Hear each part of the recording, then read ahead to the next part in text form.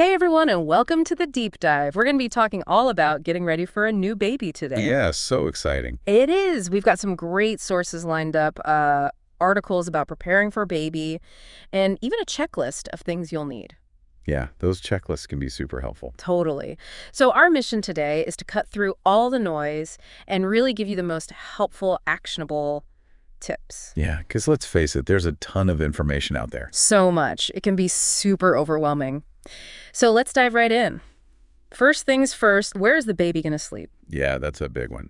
One of our sources, rednose.org.ag, suggests having your baby sleep in their own space like a bassinet or crib, but in the same room as you. Right, for the first 6 to 12 months. Exactly. And there's a good reason for that. There's actually quite a bit of research showing that room sharing can really reduce the risk of SIDS, which is a top concern for new parents. Absolutely. Plus, it makes those nighttime feedings so much easier. You're much easier. When you don't have to stumble down the hall half asleep. Oh, yeah, totally. I remember those days. So we're talking about creating a safe sleep environment. What about cots and bassinets? Well, whether you go for brand new or pre-loved, the most important thing is making sure they meet current safety standards.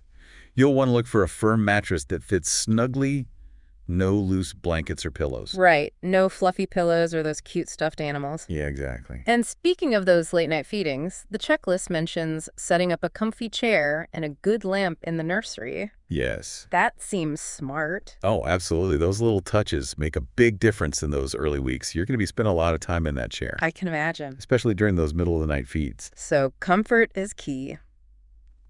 All right, moving on to another essential, the changing table. The checklist really emphasizes picking one at a comfortable height, Right. which seems obvious, but I can see how it might get overlooked. Yeah, you'd be surprised how many parents end up with backaches from hunching over a changing table that's too low. Yeah, practicality is key when it comes to nursery furniture. And while we're on the topic of getting organized, let's not forget another crucial item, the car seat. Oh, yes, the car seat. I remember that being a little bit intimidating, Yeah. that installation process. It can be. It's definitely something you want to figure out before you bring your little one home from the hospital. For sure. Any tips on that? Well, make sure you choose a car seat that's appropriate for your baby's weight and height, and read those manufacturer's instructions carefully. Yes. There's also lots of resources online and even car seat installation events Oh, wow. where you can get help from certified technicians. That's great. Having that car seat properly installed will give you such peace of mind. Makes sense. Okay, let's tackle something that can be a bit overwhelming. Baby clothes. Oh, yeah. The checklist mentions that the amount you'll need depends on your laundry situation. Right. And the climate. Makes sense, but, some of us, myself included, can go a little overboard with those tiny outfits. It's easy to get carried away.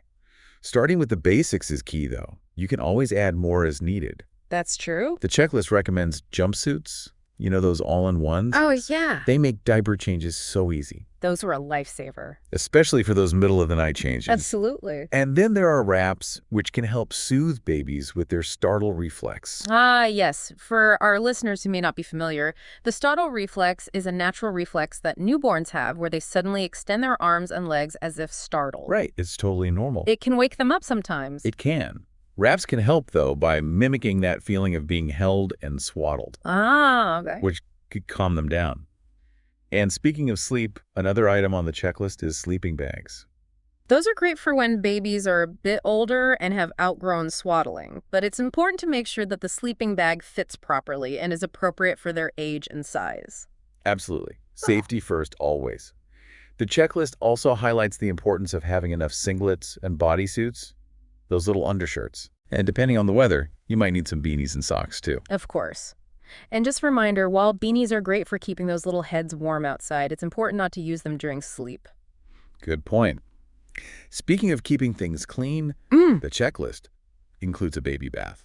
I have to admit, I just used the kitchen sink for my babies. Oh, yeah. It just seemed easier and less intimidating than wrestling with a separate baby bath. Yeah, there's no right or wrong answer there. True. It's all about finding what works best for you. But no matter how you bathe your baby, you'll definitely need some gentle bath wash and wipes. And don't forget the barrier cream. Yes. To protect that delicate skin. Speaking of protecting delicate skin, what about those cot sheets and baby blankets? The checklist emphasizes choosing ones made from natural, breathable materials. Yes, and it's essential to avoid anything too soft or fluffy that could pose a suffocation risk. Always tuck everything in securely, leaving baby's face and head uncovered. Good advice. Now we've covered the essentials for sleep and diapering. We have. But what about some of those nice-to-have items on the checklist? I'm curious to hear your thoughts on these. Yeah, let's dive into the extras. Well, some of these extras can quickly become must-haves, I bet. like nail scissors, for instance. Oh, yeah, those tiny nails. You might be surprised how fast they grow and how sharp they can be. Oh, I learned that the hard way with my first. A few accidental scratches, and I was like, okay, we got to stay on top of this. Yeah, exactly. And a soft, bristled baby hairbrush can be helpful too, even if your little one doesn't have much hair yet. It's a nice way to bond and can help prevent cradle cap, Cradle cap. which is a common scalp condition in newborns. Speaking of bonding, the checklist also mentions toys. I know it might seem early, but it's good to have a few simple toys on hand. Even newborns can benefit from sensory stimulation. Black and white toys, rattles, soft books can all be engaging. And as they get a little older, those toys can help them develop their motor skills and cognitive abilities. Exactly. And as they get a little more mobile, a baby monitor can give you some peace of mind. For sure, especially when they transition from a bassinet to a crib or start exploring their surroundings. Yeah, you can keep an eye on them while they're sleeping or playing in another room. Very helpful. The checklist also includes dummies. I know that's a personal choice for parents, but what are your thoughts on them? Well, dummies can be really helpful for soothing babies and satisfying their sucking reflex. Right. Some studies even suggest that they may help reduce the risk of SIDs. Interesting. But there's also a possibility of nipple confusion if you're breastfeeding. So it's important to talk to your doctor or lactation consultant about the best approach. That's a good point. Always best to get professional advice and make an informed decision. Now, for those who are planning to breastfeed, the checklist mentions breast milk storage bags or containers. Those are essential. Yeah, definitely. If you're pumping or expressing milk, you'll need a way to store it safely. Whether you choose disposable bags or reusable containers, make sure they're BPA-free and designed for breast milk storage. Good to know. And speaking of breastfeeding, what about some of the items that might be helpful for the breastfeeding parent? The checklist includes breast pads, a breastfeeding pillow, and a breast pump. Those are all great items to have on hand. Breast pads can help absorb any leaks, Oh, yeah. especially in those early days when your milk supply is regulating. Right. A breastfeeding pillow can provide support and make those long feeding sessions more comfortable for both you and the baby. I definitely remember wishing I had a breastfeeding pillow with my first. My arms would get so tired. Yeah, and a breast pump can be a lifesaver if you need to be away from your baby or want to build up a supply of milk. That's true. There are so many different types of pumps available now. There are. From manual to electric, it can be overwhelming to choose. Researching different models and reading reviews can help you find the best pump for your needs. Okay, good advice. And while we're talking about taking care of yourself, the checklist also mentions some postpartum essentials for the parent. Right. Those are just as important as the baby items. Absolutely. We often focus so much on the baby that we forget about our own needs. Yeah, that's easy to do. Maternity pads are a must-have for those first few weeks after delivery. For sure. Comfortable, breathable underwear is also essential. Yes. And don't forget nipple cream. Oh my gosh, nipple cream was a lifesaver for me. Yeah. Those early days of breastfeeding can be tough on those sensitive But areas. it's important to take care of yourself, especially during the postpartum period. Your body is healing and you're adjusting to a whole new life. So true. And speaking of healing and adjusting, what about those first few weeks at home with a newborn? The checklist highlights the importance of meal prep. That's a great tip. Yeah, cooking and freezing nutritious meals during pregnancy is a fantastic way to prepare for those early days. When you might not have much time or energy to cook. Exactly. Even just having a few meals on hand can make a huge difference. I wish I had done that with my first. I was so exhausted, and the last thing I wanted to do was cook. Yeah, and another great tip is to practice ordering groceries online. Having those essentials delivered to your doorstep can save you time and hassle. Right, and perhaps the most important tip of all, according to the checklist, is to accept all offers of help from loved ones. People genuinely want to support you during this time. Let them bring meals, do laundry, or even just hold the baby for a while so you can take a nap. Yes, don't try to do it all yourself. You don't have to. That's such great advice. It really does take a village to raise a child. Now, we've covered a lot of ground here, from sleep arrangements to meal prep. But I want to shift gears for a moment and talk about something that's not always explicitly mentioned in checklists: the emotional side of preparing for a baby. Ah, that's so important. Right. We often get so caught up in the practicalities that we forget about the emotional roller coaster that comes with parenthood. Exactly. It's a huge life change, and it's natural to feel a mix of emotions. Hmm. Excitement, anticipation, maybe even a bit of anxiety. Absolutely. So how can our listener prepare their heart for this incredible journey? Well, unlike installing a car seat or packing a hospital bag, preparing your heart is a more personal and introspective process.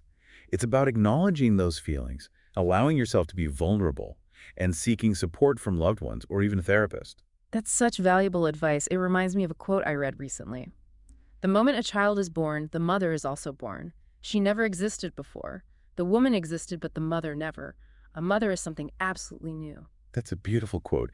It speaks to the profound transformation that parenthood brings. It's not just about adding another member to your family. It's about evolving into a new version of yourself. Exactly. And that transformation can be both exhilarating and challenging. It's about embracing the unknown, the messy, the beautiful chaos that comes with raising a tiny human. And remember, you don't have to have all the answers.